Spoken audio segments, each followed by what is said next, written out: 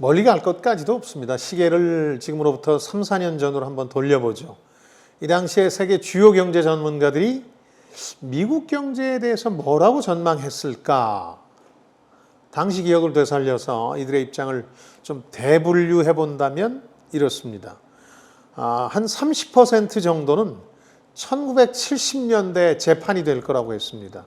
이 1970년대가 어떤 때입니까? 오일 쇼크로 촉발된 인플레이션에 또 경기 침체까지 이어지면서 이른바 스태그플레이션이 벌어졌던 시대입니다. 기존 경제학에서조차 설명하기가 힘든 예여서 비용 인플레이션 그리고 말씀드린 스태그플레이션 같은 새로운 용어가 등장해서 경제 현상을 설명해야 했던 때입니다.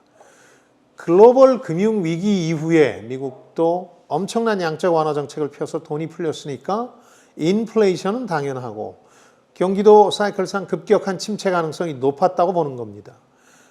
특히 이 팬데믹이나 이후의 여파가 치명적 영향을 미칠 것으로 경제 전문가들은 내다봤죠. 이게 30%의 입장이었습니다. 나머지 50%의 경제 전문가들도 물가 급등이나 경기 침체의 가능성을 점쳤습니다. 적어도 둘 중 하나는 그렇게 될 것이다 라고 믿었습니다. 그래서 예로 든 게 물가 급등의 경우에는 2010년대 농산물과 석유 시장에서 비롯된 인플레이션 시대를 닮을 것이다. 그 당시는 사실 한 2년 안에 이 문제가 매듭지어졌는데 그때처럼 짧게 끝나는 것도 아니고 장기 인플레이션, 물가 급등으로 이어질 것이다. 이런 주장을 하는 사람들이 많았고요. 급격한 경기 침체를 점친 사람들도 많았습니다. 이 사람들은 2차 세계대전 직후 미국 경제와 비슷할 것이다. 이런 전망을 많이 했는데 당시는 전쟁과 군수로 인해서 막 호황을 누리다가 전쟁이 끝나면서 이게 민수로 전환하는 데 시간이 걸려서 갑자기 경기 침체를 맞았던 예가 있었거든요. 그런 시절과 비슷할 것이다. 이런 전망을 했습니다. 3, 4년이 흐르고 결과적으로 보니까 다 틀렸습니다. 80%의 경제 전문가가 한 세 종류의 전망이 모두 틀렸습니다. 그나마 2010년이 약간 비슷했습니다. 그때처럼 2년이 채 안 돼서 풀렸는데 심지어 그 당시도 2년 안에 물가 문제가 풀릴 것이다 이렇게 전망한 사람은 거의 없었습니다.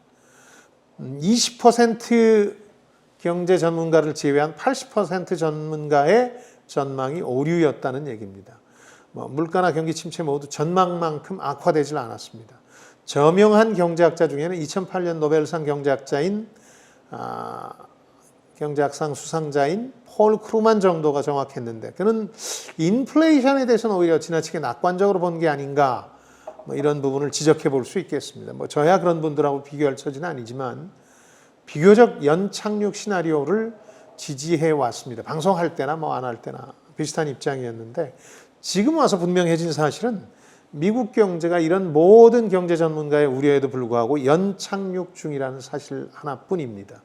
최근에 2차례 정도 미국 경제의 급격한 경기 침체에 대한 불안감, 이게 미국과 글로벌 증시를 짓눌렀죠. 이 때문에 미 연준의 금리 인하 실기론도 나오긴 했는데요. 그리고 9월 드디어 연준이 B컷 0.5%포인트 인하라는 이례적 금리 인하를 단행했습니다. 그 후에 발표된 미국 경제 지표를 보면 연착륙이 확실시됩니다. 우선 고용시장 대표 지표 중에 하나로 실업수당 청구 건수 보니까 5월 이후 4개월 만에 최저치입니다. 여기 2분기 국내 총생산 GDP 증가율, 경제 성장률이죠. 이것도 작년 동기 대비 3%입니다. 1분기 수치도 1.4% 증가해서 1.6%로 상향 조정했습니다. 그럴 만큼 좋다는 얘기입니다. 경제 전문가들의 우려를 비웃는 수준이라고 할 수밖에 없습니다. 제닛 옐런 재무장관 말대로 노동시장이 여전히 강한 가운데서도 물가를 낮추는 데는 성공하고 있습니다.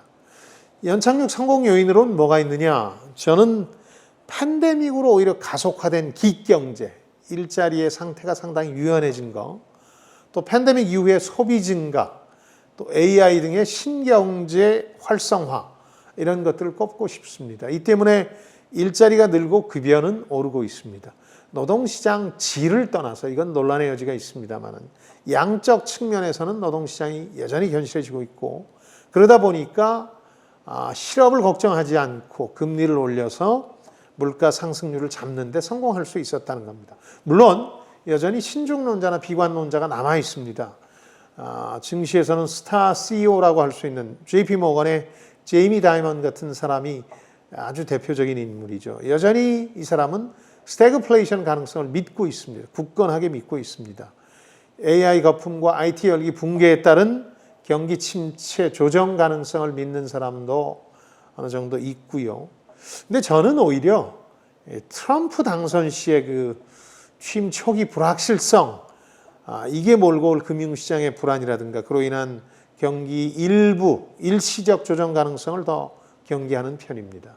정책의 일관성만 유지될 수 있다면 현재 진행형인 미국 경제 연착륙은 올해 혹은 내년 초까지는 어느 정도 마무리되지 않을까 합니다.